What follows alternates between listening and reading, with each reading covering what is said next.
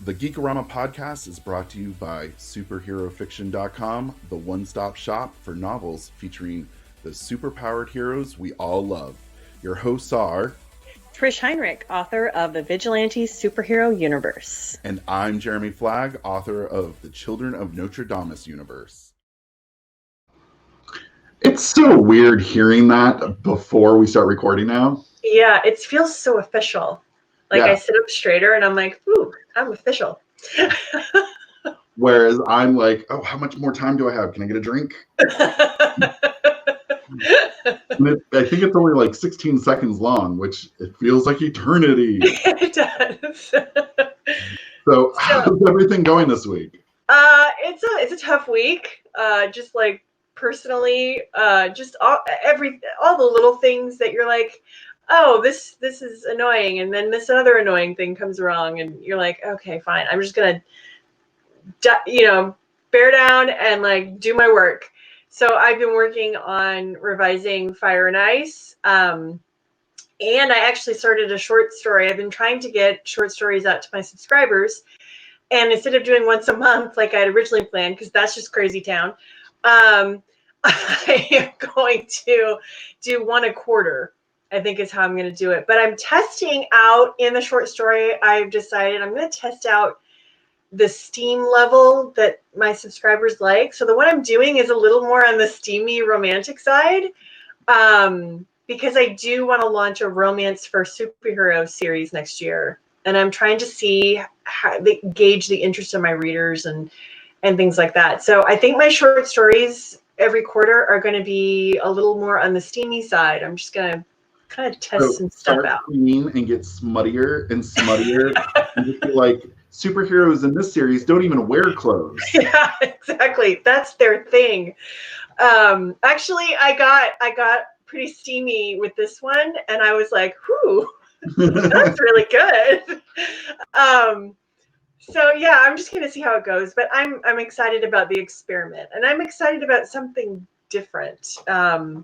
I'm finding it very freeing, actually, writing the short stories and writing them with a more of a steamy romantic slant. So that's been nice.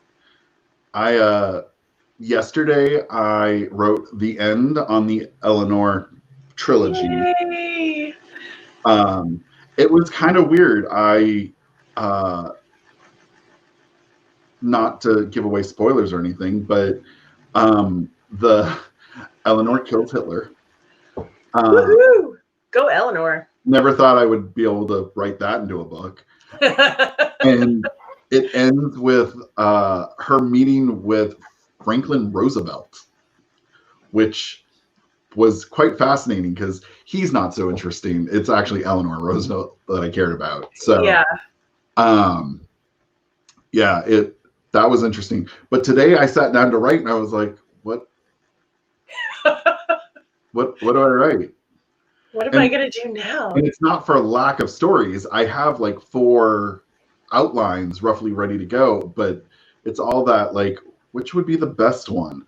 Well, if I did this, I could look at it this way. If I did this, like, there was a lot coming in high, and I took a cheap way out for today. So, hey, there is nothing wrong with that. And you just finished a book. It's totally okay. And I'm literally just walking around with book 1, waiting for red ink. See, I can't print mine out. I find it too daunting. I don't do that. I like to do it because then I can put Post-it notes in it or sticky notes, and I can say, this is where, because I have a romance subplot, and this is urban fantasy, so romance is kind of expected to some degree. Mm-hmm. And the wrap up of it is very important that the romance be much heavier earlier in the book than what I wrote. So I know based on the 3rd book, by backpedaling, I need to intensify a subplot. But my book 3 actually wound up being 17,000 words less than I wanted. Wow. So there is a subplot that I hinted at, and then I was like, just right by it. So yeah. now I know where some of that word count's going to, which weirdly is going to be a whole lot of sex. So Woohoo! write one smutty story and now they're all smutty. So It just uncorks the genie in the bottle. You're just like poof, and all the smut comes out. and I faded to black where I'm not going to get graphic with it, but I think I can devote a little more word count to the romance.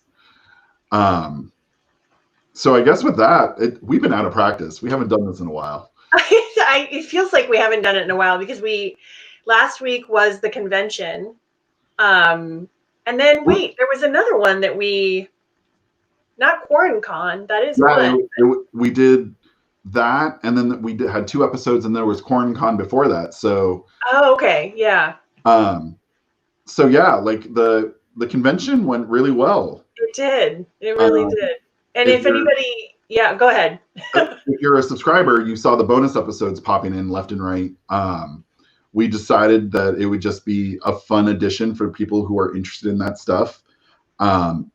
And, we were super busy, so we're not even going to lie. We could not have recorded a podcast on top of all that. That is, because we had books to write too. Full disclosure, we have jobs. Yeah, we have, in my case, I have 2 children.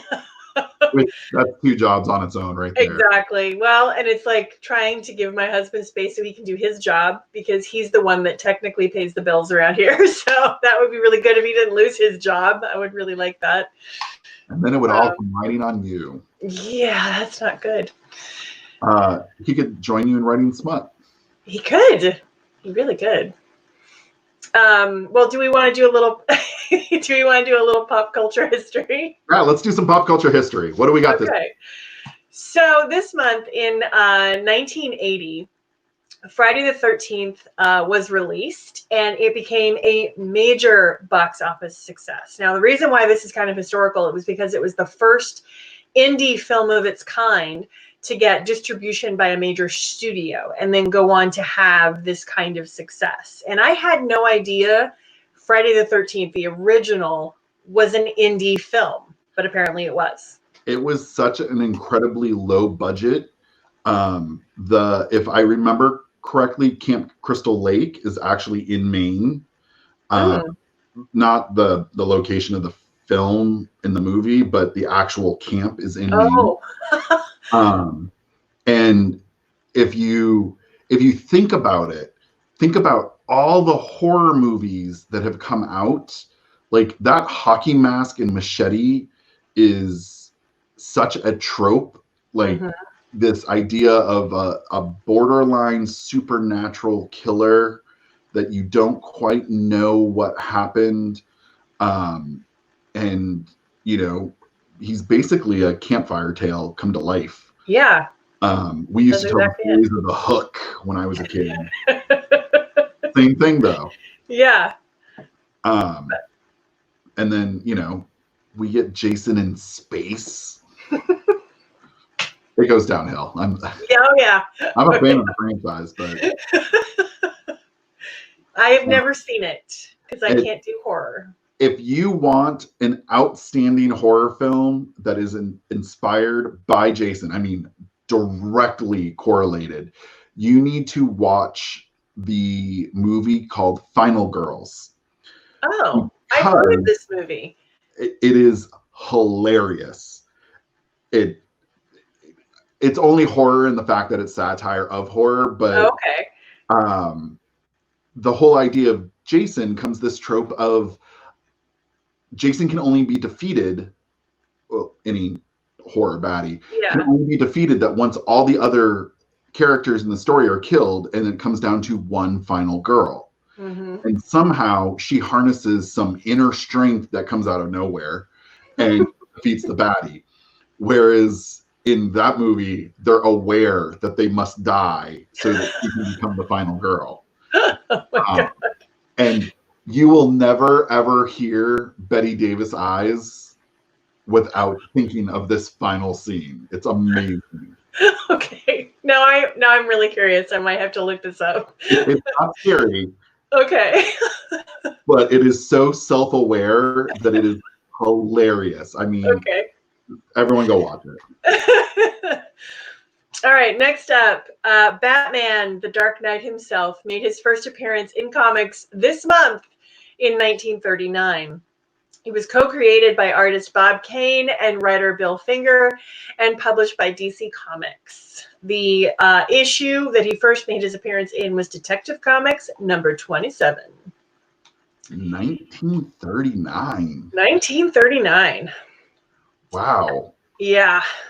And it's just been in the last, 10 years, I think, maybe, that Bill Finger's estate, Bill Finger's family has actually been recognized as one of the creators of Batman and received any kind of residuals. Bob Kane really screwed Bill Finger over in regards to any kind of residual benefits from creating the Dark Knight. And if you look at, it's very similar in Marvel, how Stan Lee created all the. No, Stan Lee did not do that. No, So he didn't. He was a great marketer. He was a great marketer and businessman. He was fantastic at marketing and making these characters like financially viable. That's where he was magic. And part of the creators' contracts are, and you'll see this happen, like Chris Claremont created a whole bunch of the X-Men with Stan Lee. Stan Lee never even showed up in the office. Watch the documentary. He doesn't even get mentioned. That's on my to-watch list, the Chris Claremont documentary. They tiptoe around management, and that's how they refer to it. Yeah, that's probably a smart move. And last but not least, in 1993, this month, Cheers ended after 11 seasons with a 3-part feature-length send-off. The finale, all three parts, was watched by 80.4 million people. And that is roughly the population of California, Texas, and New York combined. A few fun facts about this iconic show. Cheers was a complete flop its first season. It was ratings toilet water. But the network gave it another shot to find a viewership. And wouldn't you know it, season 2, it started hitting it out of the park. The songwriters that created the Cheers theme also wrote the Punky Brewster theme, which really blew my mind. And one last little tidbit, the spinoff Frasier is one of the most successful, if not the most successful television spinoff of all time. And it also lasted 11 seasons. And that is your pop culture history and trivia for this week. I greatly disliked Frasier. It's just not my cup of tea, but the fact that it started in something else and kept going was just amazing. And for people who are interested, 80.4 million people, the one to beat will always be the last episode of MASH, which was 106 million people. Yeah. So Cheers got close. It really did get close, but yeah. It was just, so Cheers is in Boston. It's where it is. And it is 100% a tourist trap where you can go buy an $8 bottle of beer. But it's the Cheers bar. No one knows you. Yeah. And the interior is not the interior of Cheers. It's just the exterior shot. So they just capitalized on the franchise. So yeah. There's some fascinating trivia if anybody wants to look it up about the show. I've seen it, some of it in syndication. I didn't watch it in real time. But there is some really fascinating trivia about the show, and in particular surrounding Shelley Long and her relationship with a lot of the people in the show and why she left, and the fact that she and Rhea Perlman were pregnant at the same time on the show. They wrote Rhea Perlman's pregnancy into the show, but they tried to hide Shelley Long's by putting her behind the bar and making her carry a tray in front of her. You always have that tray. Yeah, and everybody's like, this is so stupid. She's obviously pregnant. But yeah, go look it up. It's some great trivia. And as a side note, if you can't get enough Ted Danson, The Good Place is on Netflix. Go watch it because he's fabulous in it. What was the doctor show he did?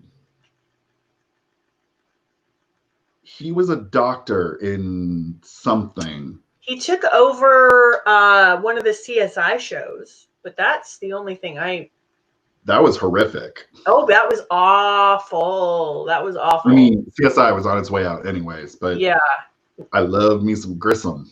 Oh my God, yes. Okay, anyway, before we get down that rabbit trail. It all started with the abs from Arrow, and now it just derails. It derails completely. Do you want to geek out? Sure.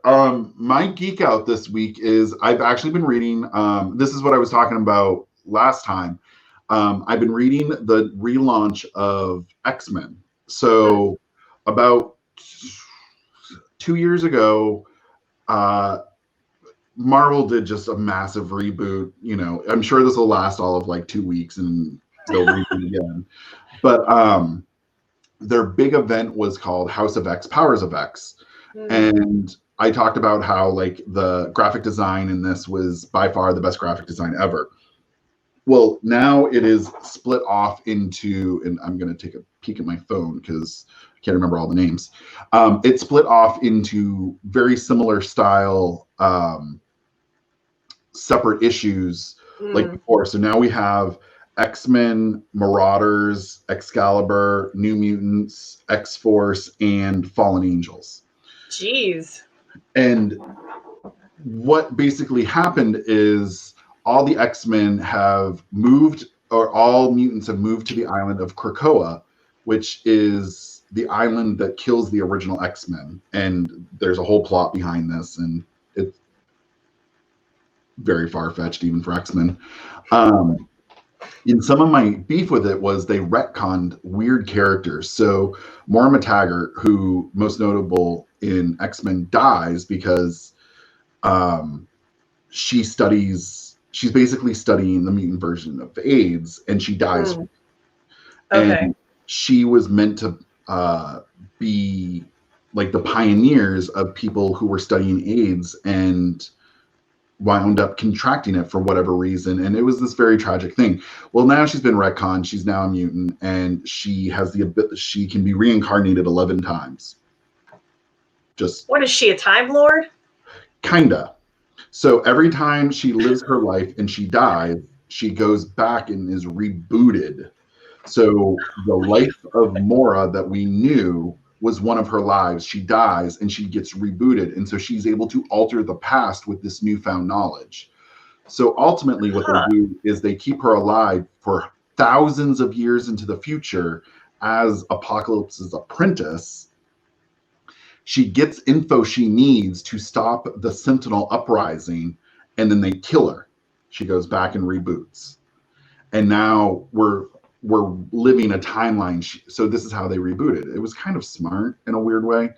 But the problem is all these mutants, all these 7/6 comics take place starting from Krakoa, and they build out. The problem is, I think Apocalypse is in 3 of them. Oh, he's a good guy right now. Just keep that under your hat. So like they're each kind of interesting, but they're not. It still feels like I'm reading a massive crossover event with loose ties to each other. So I'm going to keep reading it because I love the characters, but right now there's only one plot line where the series is actually good. The rest of them are like, I'm reading it because I like Rogue, or I like Psylocke, or X-23. But for the most part, that's too bad. It's another crossover event that at the end of the crossover event, they were like, what do we do now? Loosely keep crossing over? So like, we can just keep this ball rolling. If you have the Marvel Unlimited app, it's still a beautiful comic. It's really well drawn, and it's still got great graphic design, and it still really plays in. But it's basically a first season of any show. They're finding their feet in where their plots are going to go. We just haven't found it yet. And I'm only on issue 2 of each of the series, so But that's what I've been geeking out about and keeping up all my free time has been reading new comics for once. That's awesome. Good for you. What about you? What's your geek out for the week? My geek out for the week is She-Ra and the Princesses of Power season 5. And warning, well, okay, mild spoilers. I probably will spoil a few things. So if you haven't seen it, skip over this geek out because I really don't want to ruin anything for you. But also, I will probably tear up. Just FYI.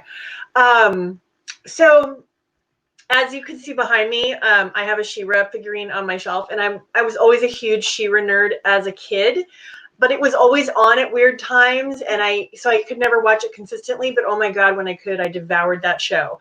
And so Netflix and DreamWorks basically have been rebooting my childhood for the last 6 years or so. They rebooted Voltron, which was great up until the final season. Boo! That's all I have to say. Anyway, they rebooted She-Ra, and I was super nervous because it's just, I felt like that would be a really hard property. I'm like, what exactly are they going to do with it? Because people call He-Man and She-Ra basically long-form toy commercials, and that's exactly what they were. They really were very light on plot, very light on any kind of character development. They were to sell toys, and they did it very successfully. They only came after the toy. Exactly. So what they ended up doing, the original show is called She-Ra and She-Ra, the Princess of Power. And what they ended up doing instead is taking all these characters and saying, okay, now they're all princesses and they all have power, not just She-Ra. And so you get this amazing show with these female characters, and it is almost an entirely female cast. There are very few male characters.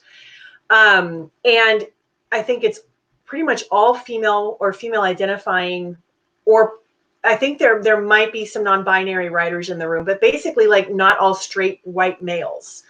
The producers are women. The storyboard artists are women, which is just really unusual. The directors are women. Like, it's a very female dominated show in front of and behind the camera. And so what they ended up doing is making this show where these women are teaming up together and they're learning how to use their powers as a team instead of individual kingdoms trying to defend themselves. The entire first season is Glimmer and She-Ra and Bo trying to get the Princess Alliance together and trying to get people to trust each other. And it is incredible. There are LGBTQ characters in there. There are the original show, most of the women were basically all drawn the exact same way. And in this show, you have curvy women, you have short women, you have very tall, muscular women. You have all different shapes and sizes. You have a She-Ra that actually makes sense. Instead of wearing what is basically a bathing suit with a skirt on it, like in the original, she's a teenager. She's drawn like a teenager. And her first She-Ra outfit is basically bike shorts with a little skirt and a top that connects to the shorts, but it's very like armor-like. There are armor pieces on it. And then her one in the final season is a cat suit, and Mal Cooper basically posted a picture, and she's like, now that She-Ra has a cat suit, I'm going to get one like that. And it's incredible. She-Ra is huge. First of all, when Adora becomes She-Ra, she is the physically biggest character on screen, and she's muscular and incredibly powerful. And they left us in a bit of a cliffhanger in season 4. Like, Glimmer is captured by the Horde, and you've got the team all split up, and Etheria is almost completely destroyed. Adora ends up breaking the sword of She-Ra to save the planet, and now doesn't have any powers. And that's how season 5 starts, is that the heroes are scattered. They are becoming defeated. Like, they almost are entirely defeated at the start of the season. And so the 5th season, it does rush through some of the reconciliation of the team, the things that really drove a wedge between them in the last season. but I don't mind so much because we finally get the moment we've all been waiting for. And for those of you that have watched it, you know what it is, and it's Ketra and Adora. And it's these two characters that, you know, you've seen it the entire show, that they love each other, and that Katra is acted the way she has because she was an abused child and because she has severe trust issues, and she felt abandoned by the one person that loved her. And so in the final season, we finally get that reconciliation, and I bawled my freaking eyes out. Like, I was crying because the way that Adora becomes She-Ra again is not through violence. It's not through forcing it. It's when she when she really starts to realize, I love Katra. I'm going to save her. I'm going to be selfless. And the shit hits the fan, and all hope is lost.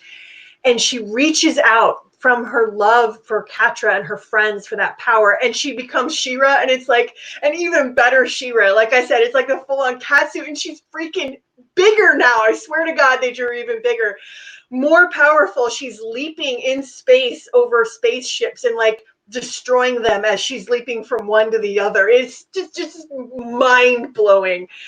But the way that they came together in love and forgiveness, and that really was the source of her power in this season. It wasn't about domination. It wasn't about beating the bad guy. It was about love, and it was about accepting the love that everybody had for her and accepting her love for others, and just grabbing a hold of that. And it was repeated again and again in different ways in the show. And one of my favorite relationships in Trapta is I feel like she's coded as autistic. It's never fully stated, but she does have this great line where she says, I relate more to machines than people, and I don't understand how to talk to people, and I don't understand how friendships work, but I want to.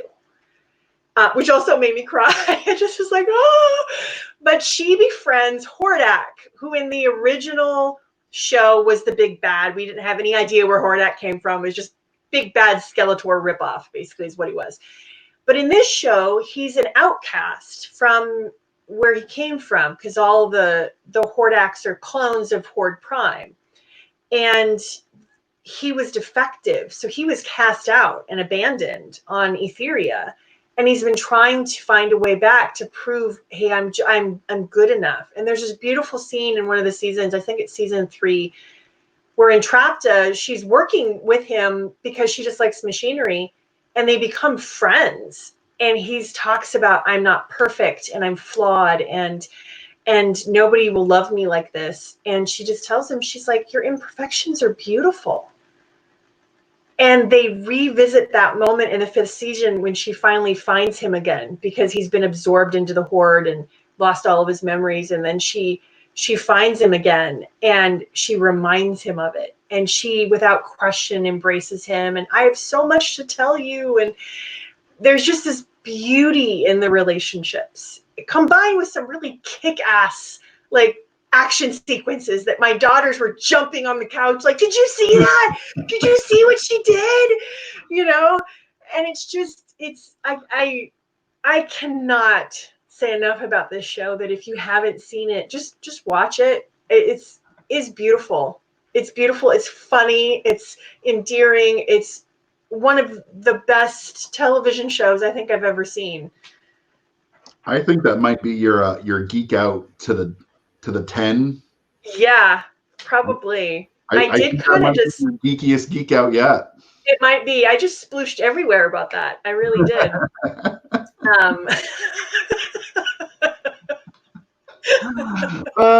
So not a show for kids. It really isn't. There's an E for a reason.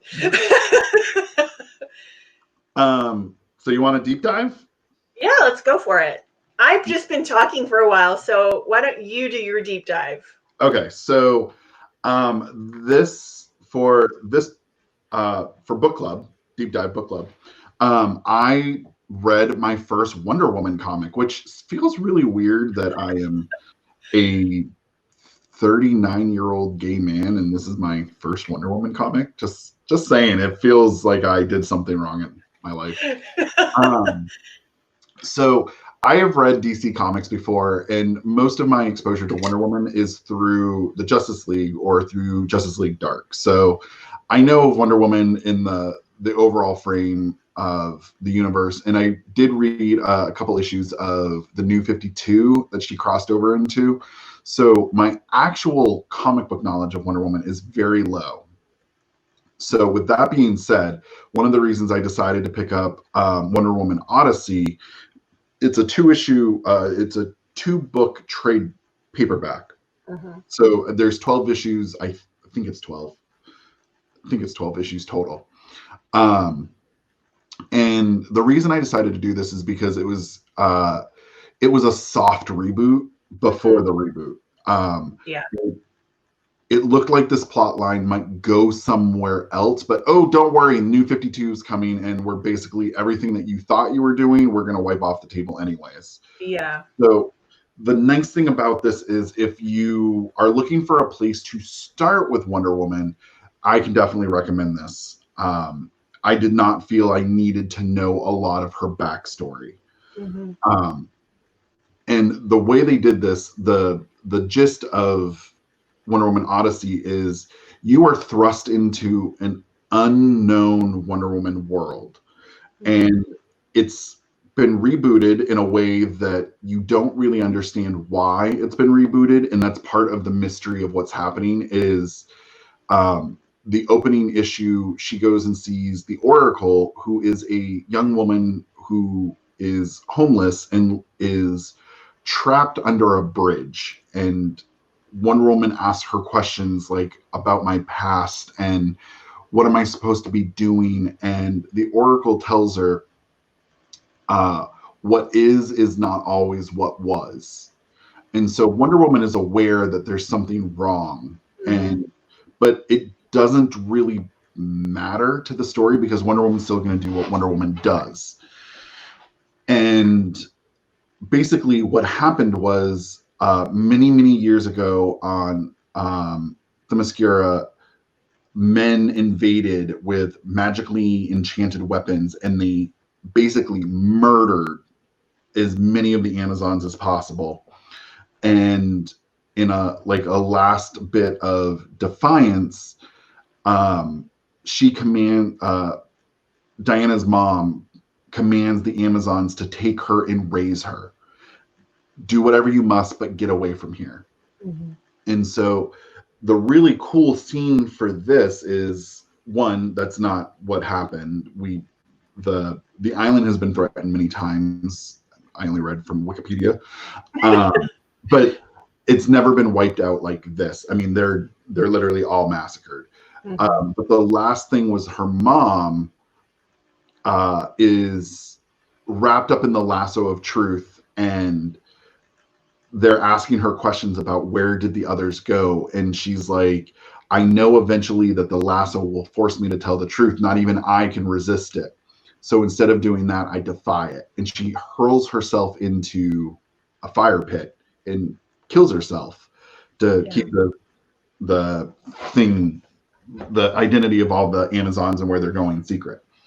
And what really struck me as interesting about this is every moment, every scene, every battle, there is a certain amount of Amazonian pride.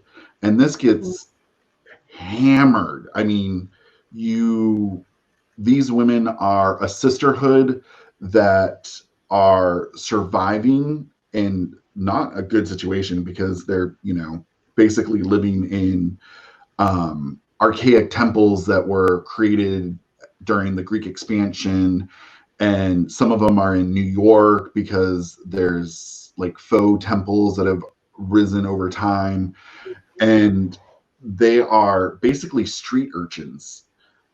There's still a little bit of that Greek god mysticism that pops up, but it's like the Oracle being a homeless woman.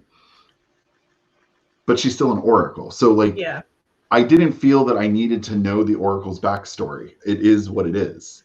And I didn't need to know Wonder Woman's backstory. She is this young adult. And we kind of don't know how old she is. And this is one of the things that did irk me, that Wonder Woman could be 16. She can be 40. I don't know. Yeah. I just know that they constantly say, they make a comment about her once upon a time being able to fly, and what these people are referencing is another time, the time before the reboot.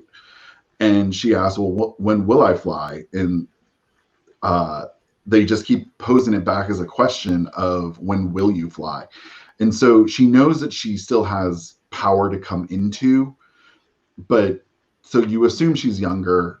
But yeah, there was a weirdness in the fact that everyone but her seemed to know the plot.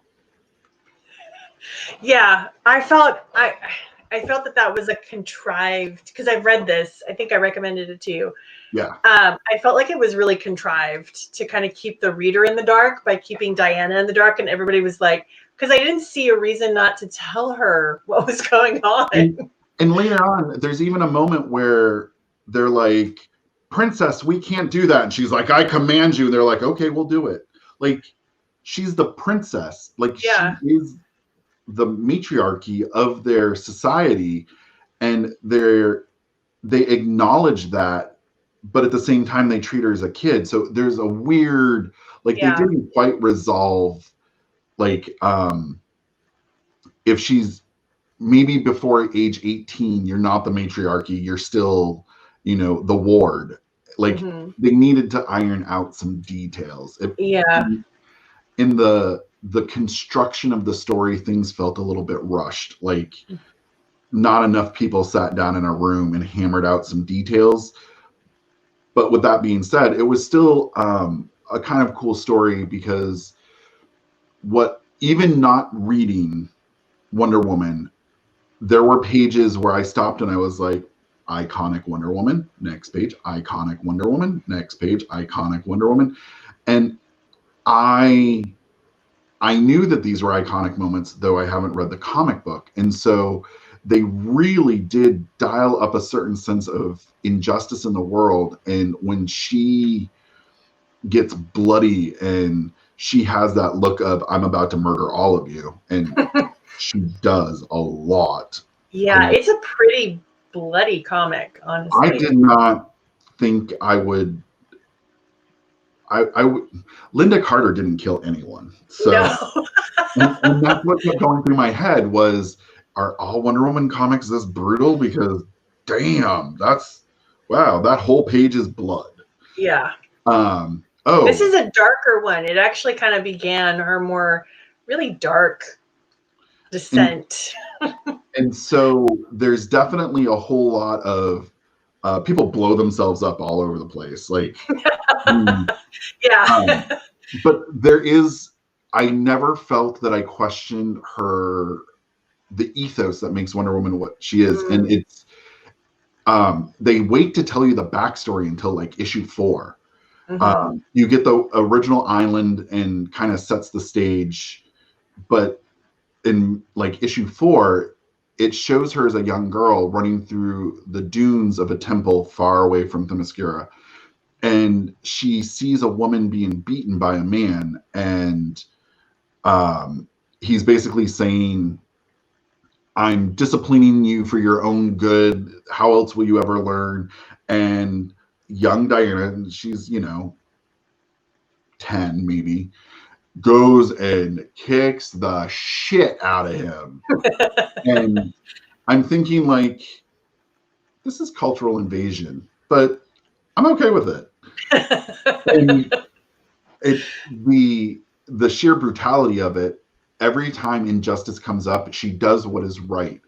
And I do feel that if I was reading this and that's the same reason I don't like Superman, because his compass is always north. What I like about Wonder Woman is her compass isn't always north. Justice isn't always a good thing. Yeah. And she does make mistakes in it, and she does do the wrong thing many times, and she gets people killed. But there are a lot of little victories for her in this, and I really did enjoy that. I only read the first trade paperback. The first little mini villain that comes up was the better story. The expansion into the other villain, the Morrigan, one, they completely brutalize Celtic mythology. Someone really needs to read a Wikipedia article. But I just wasn't interested. Yeah. Because it went from being much more warrior woman to now really hyped up on the magic in the second hand. Yeah. And when your first guy that you're taking on is a mercenary who goes in and does cleanups for political battles in foreign soil, to your next villain being a giant reindeer man with massive antlers. I forgot about that. I mean, dude, she kills him with his own antler. I mean, it was a baller. Oh, yeah. Oh, yeah. Now yeah. So, I mean, props to the creativity and how she kills people. But yeah. It went from very real world story with hints of mythology to just straight up mythology. We're abandoning real world. And that for me, just, it started to lose me. And I mean, I would recommend, I'm going to read the rest of it because I'm curious to see how it ends. But now, like, everything is getting wrapped up in magical explanations. And yeah, once you introduce magic, like, there's no boundaries. And so there's already the problem of Wonder Woman that in issue 1, she's this strong, but by issue 3, she's this strong. But the other thing that I really liked is at the end of the trade paperback, they did a really big in-depth explanation about how they reinvented Wonder Woman for this. And I just want to say they're a bunch of shit. It's a bunch of dudes yeah, talking about how they reinvented Wonder Woman's look and how they went into it with no preconceived notions of how she should look and how they completely... Dude, she's literally wearing the same thing she always wears. Like, calm down. She has a bolero. It's not inventive. No one looks good in a bolero. Stop it. And now, instead of wearing the massive crown, it's a little headband. So basically, they took the crown and did this. Now her, the giant corset with the W is a slightly smaller W. You really stretched yourselves here, clothing designers. I'm glad to see no preconceived notion. I did like the addition of pants. I did like that she wasn't running around with half of her ass hanging out of her costume. So, I did appreciate that. When they were talking about, like, and I don't know if you read it, but it's 3 pages long. I don't think I did. I don't think I did. So, like, the first, like, it shows like sketches of her and, you know, posing, and I will say she was a lot less objectified in this, in the fact that at no point in time did her hip stick so far out that I thought she had an extra leg to get her butt like that. With that being said, for a teenage girl, you got quite a bit of cleavage there. Yeah, exactly. I'll take little victories where I can, but when they started talking about how they wanted to strip it down into the basics and what could she be, and it read like a 12th grade student writing a 5-page English paper from a 1-page essay. I wanted to know if they brought out the thesaurus to write this. Because really what they are secretly saying is, for 3 pages, we're going to talk about how we reinvented and gave her pants. Yeah. Which fans hated. Oddly enough, the thing is, I kind of liked the new costume. I liked that looked like she was actually wearing clothes, just something that you could run around in conceivably in an urban setting, but fans absolutely lost their shit that she was wearing pants. And I don't understand that. This is the outfit that does wind up being in the New 52 for the first year. A similar version of, without the jacket, I think. Yeah, I think it might just be the lack of a bolero, because some gay man said no one should wear a bolero. Talking to my mother right now. But like it, if that's really like, I don't feel that this was, it was a good story and I recommend it. With that being said, I don't feel that I got anything new out of it. I felt it was a nice starting point for a first, like an introduction into Wonder Woman, but like her poses were very classic Wonder Woman poses. Yeah. Her angry faces and her threats to kill and her saving, like we've seen it all before, just now she's got pants on. Yeah. And it's a little bit bloodier than it was. She's a little more kill happy. So I would definitely recommend it. I think if I was going to give it a rating, I would probably give it 4 out of 5. Okay. But I feel that if I was to read the second trade paperback, it would go down to 3 out of 5. But that's my bias with magical explanations. Just and it abounds. Yeah, it's a lot. I mean, I kind of liked it for the fact that it took her origin story and made something different out of it. But everything you're saying is like, yep, that's valid. And I like that they weren't on the island, so she wasn't raised in a vacuum. Like, yeah, exactly. She's on the streets of New York. She's in Turkey. They moved around a lot, so she got a bigger world view. She was much more aware. Like, there's a whole scene where she's like saving a bunch of prostitutes and beating the crap out of their pimp, and I think killing him, because she does. It just felt more now. Mm-hmm. Whereas back then, her introduction was very much a woman out of place story. Yeah. So she's not out of place. She is a powerful woman who is being told not to use her power by her own, for her safety. Mm-hmm. But she's a teenager. No one's going to listen to that. So while it had its issues, it was beautiful to read, and I got all the iconic Wonder Woman that I know and love. So I feel safe saying 4 out of 5. Okay, awesome. So read it. Well, mine, I didn't finish, and it's not okay. So I was reading Soon I Will Be Invincible, and I didn't. It's not that I didn't like it. That's not the reason I didn't finish it. I got distracted.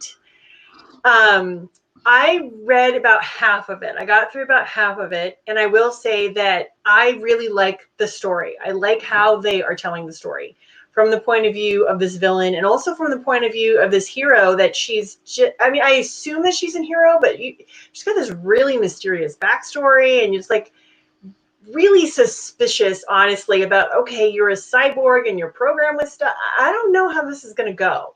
Like, I feel like she's a Trojan horse.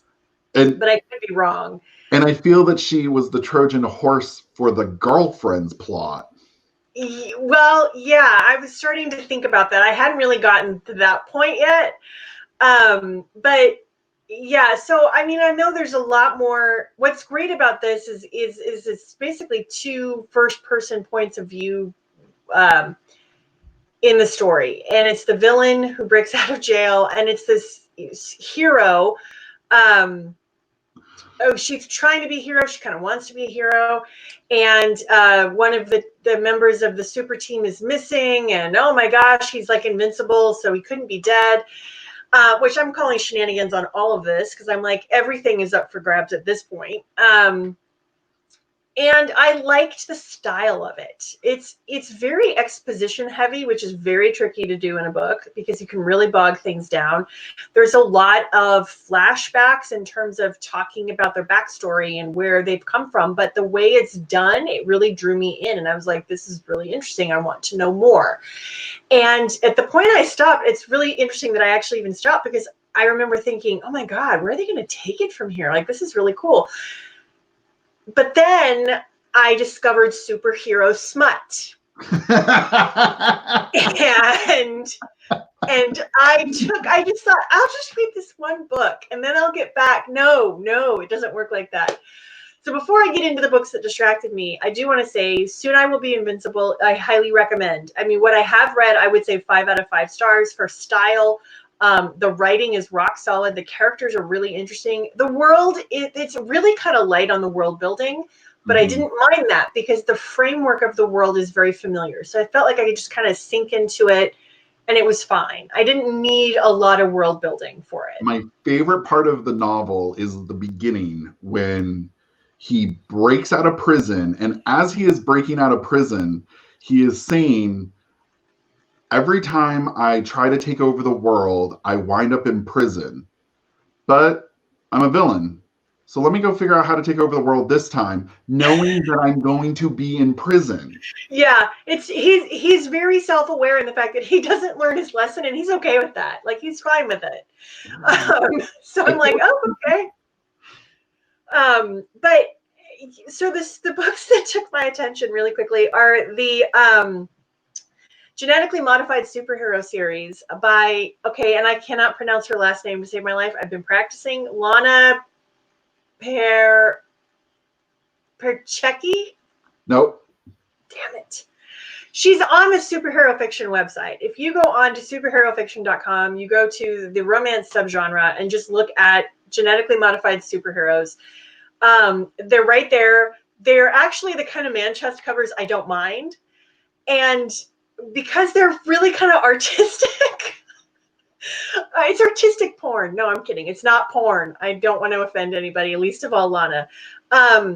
So it's funny because there are 2 tropes in here that she has throughout every book so far that I usually cannot stand, and that is the fated mate and the males that are more on the alpha side of romance. 2 things I really can't stand.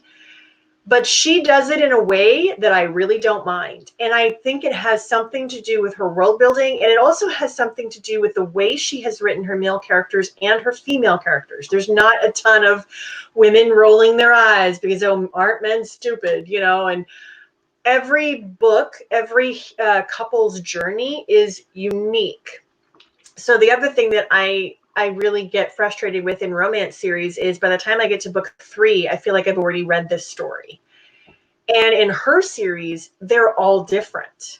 And because it's superheroes, there is an overarching villain through the whole series that you see different glimpses of them and different minions working with them throughout each book. And it's really cool because the villain that she picks for each book has some kind of connection to what the hero is struggling with. So with these, there's 8 of them. They've been genetically modified to sense and zero in on people with deadly amounts of a particular sin. So they're called the Deadly 7 because one of their numbers, their oldest sister, was killed when they were kids. And so there's sloth is one of them. Gluttony is one of them. Envy, wrath, like all the deadly sins. Each of them has like this internal radar that when they get around too much of it, it can make them physically ill. It can even make them black out and just start killing people indiscriminately. So in order to control this side of themselves, they have to find their perfect balance, their perfect mate. Which usually I hate that trope, but the way she does it, like I said, I think it's because of the way she writes the characters. I really don't mind it. And so when they find that perfect mate, that perfect balance, it does something to their chemistry and it unlocks like a bonus superpower. They're already super strong. They're already heal really, really quickly. They're fast. they have all these immunities that other people don't have, but when they find that perfect person that balances them, they unlock a special power. And it's really cool because each of the siblings are so very different in how they relate to their sin, and their perfect balance is very different because it has to be like something having to do with the opposite of the sin they struggle with. So for instance, Sloth, she struggles with exactly what you would expect. Sloth, laziness, overindulgences. And she plays with what you think those things would manifest as very interestingly. So sloth isn't just sitting around and overeating. It's also being so despondent and lazy that you just can't be bothered to feed yourself. So sloth goes from starting to be overweight to actually like kind of starving herself because she just doesn't care anymore. She just doesn't really want to eat. Gluttony ends up having a substance abuse problem because that's how he deals with being around the gluttony in the world, is he self-medicates. So he has a substance abuse problem that needs to be dealt with. Wrath has some, like you would expect, some very serious anger issues. And he has a debilitating injury at the first book that ends up taking away his voice for a really long period of time. And he has to literally like get comfortable with his voice again as he gets comfortable with his powers and accepting that he can be loved because he's done some really heinous shit. And so it's that kind of thing. Whereas in a romance series, I don't usually see this, each book, each couple being so unique within the series. And then the really cool superhero stuff, like the big bad syndicate that wants to take over the world and like kill a bunch of people. And so each book they have to fight against a different part of the syndicate's plot. And I'm just like, this is so well done. But it's also very simple world building. She takes superhero tropes, she takes romance tropes, she puts them together, and there you go. She doesn't try to do too much with it. So I read 4 books in 2 weeks. And I'm on book 5 right now. But so, I mean, I guess this is a bonus in the book club episode. I highly recommend it. Go to superhero fiction and look at the romance subgenre and find the Deadly 7 or the genetically modified superhero series. It's really good. Because how many does she have out right now? 5. So I'm on the last one that she has out. And there's 3 more in the series that are coming out. I have to say, I absolutely love her covers. And yes. I'm not one for romance covers. I do not need to see man chest. I can go see that anytime I want. But I'm usually not either, but I love these. And I love that her images are really good personifications of the sin. Yeah.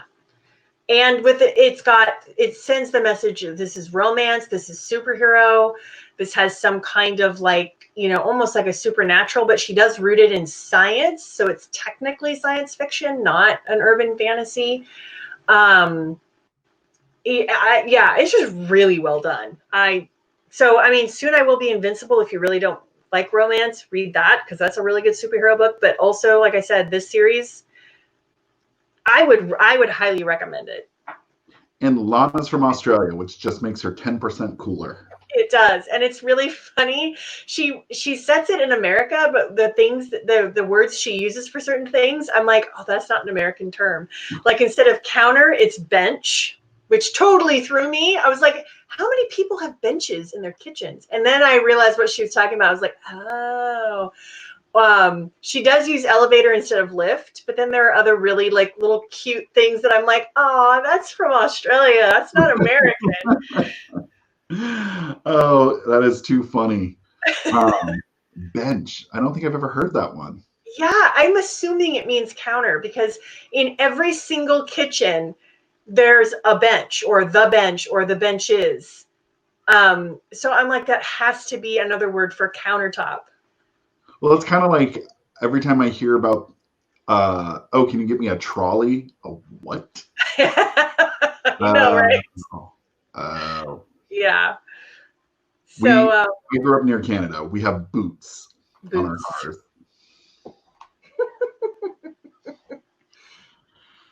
Yeah. Crazy stuff. Do you know what you want to read for next week? Or next month? No, I actually don't. I think I'm probably going to dig. I bought a bunch. I downloaded a bunch of superhero books. I don't know. I don't know if I want to do that, though. I'm thinking I want to read Saga, is it? Oh, yes. I've never read it, but I heard that it is a comic book favorite. It's a work of art. It's really well done. I'm kind of, it's hard to review something artistically, but I went to school for an art degree, so let's give this a whirl. There you go. I would also recommend Sex Criminals if you want something a little more saucy. Do you own that already? No, I have some independent comics that I've just gotten from going to conventions and stuff that the artwork in them, every page could be hung on your wall. Yeah. The story stuff. It's an artist doing it, not a sequential artist. Mm-hmm. And so you're like, this is gorgeous, but your plot makes no sense. So yeah, I think Saga might be like, I'll have to see if there's a collection of like the first how many ever issues. I bet there is. But I'll think about it. I'll look at my to be read list and see what I've got. I'm not really sure. I know I'm going to finish the 5th book in the Deadly 7, but then after that, I don't know. We'll see. I'll post something. Yeah, maybe I'll do Saga, and then maybe the month after that I'll do Fable, just because they sound like really cool names. They do sound like really cool names. All right, that's an episode. That is. We're done, man. We're totally done. It's time to party.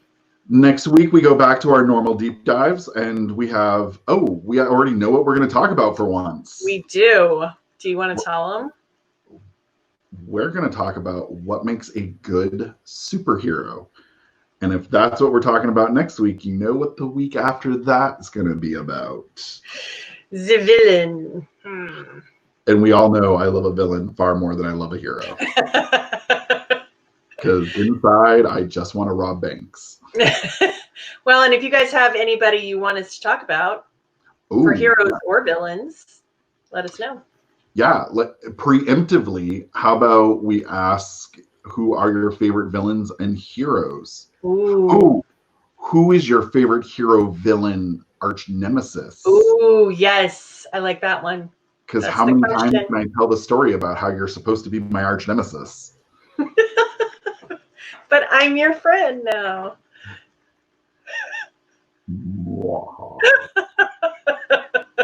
You've lulled me with promises of a media empire, and now you're going to strike. All right, everyone. That calls it for this week. We will be back next week. Bye, everybody. To stay up to date with the Geekorama podcast, you can watch our videos on YouTube or subscribe to us on Apple Podcasts. And if you enjoy the show, leave us a review or hit the thumbs up button. New episodes are released on Thursdays for podcast listeners and YouTube fans.